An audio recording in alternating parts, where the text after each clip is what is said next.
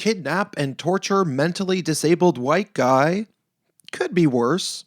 Hey, it's Prince of Queens, and I obviously need to chime in just a bit on the incident which sparked the trending hashtag BLM kidnapping because it's too disgusting to ignore, and believe it or not, it's not really making its way around the internet as much as one would hope.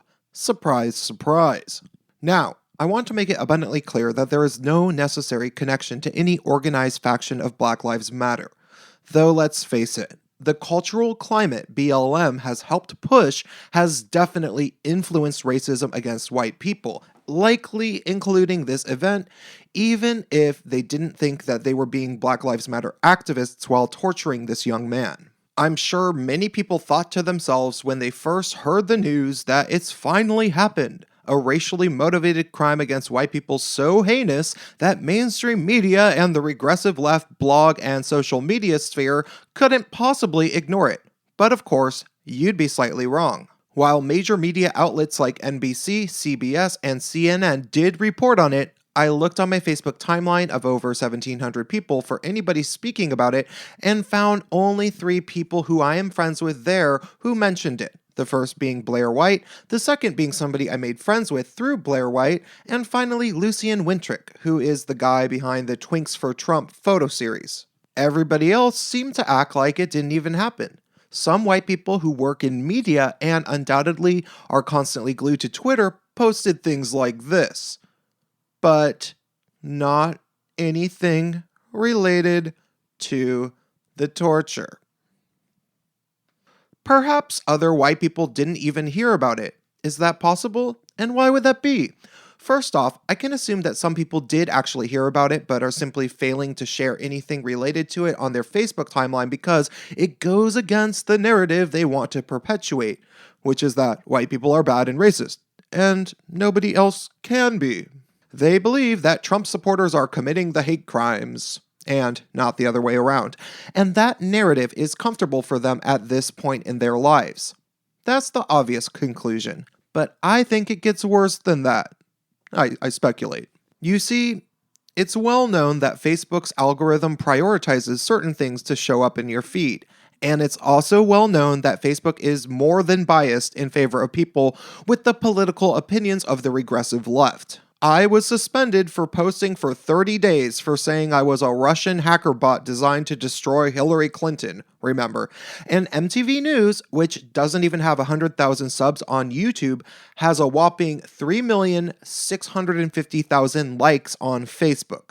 So I suspect algorithmic meddling happening in terms of this type of thing going on, probably more than we realize. Is Facebook suppressing shares of this particular news story? I really don't know, but I wouldn't be surprised. As for my opinions on this crime, let's face it, there's really basically not a lot that could be worse than this. I think it's fairly certain that this was somewhat premeditated and that they knew the victim prior. They knew that he had a mental disability, which is likely why they targeted him, because they were choosing an easy target.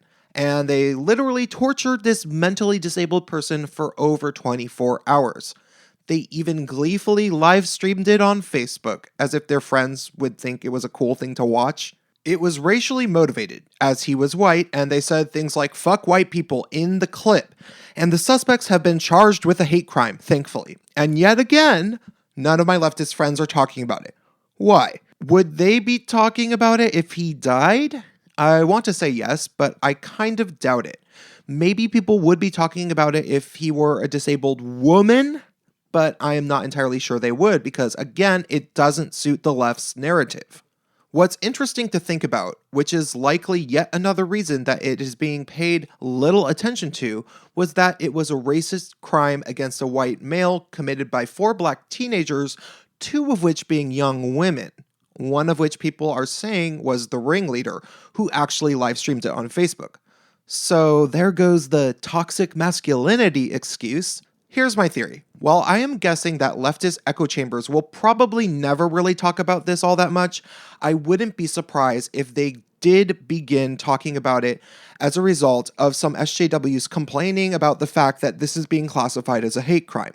They'll claim that it is unjust that this is classified as a hate crime because you cannot be racist against white people. Of course.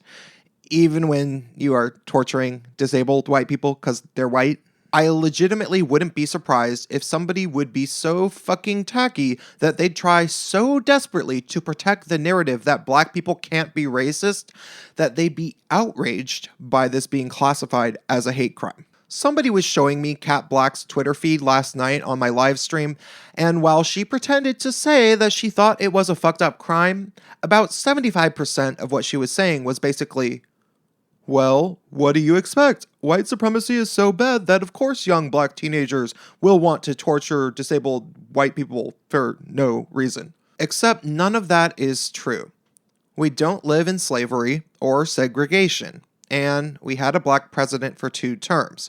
I'm not saying racism has vanished by any stretch of the imagination, but somehow racial tensions are worse than they have ever been in my entire life. And while black people keep using things like armed criminals being shot by police as an excuse to destroy their own neighborhoods, etc., white people are being attacked, shot dead, and now picked up and tortured by black citizens simply for being white.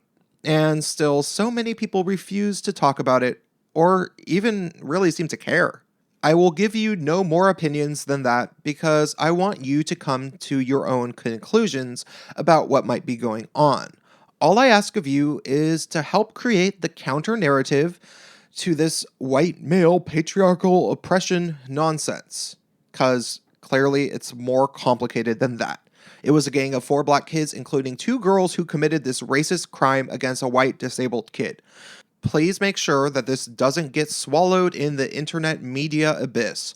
Drop me a comment and stay tuned.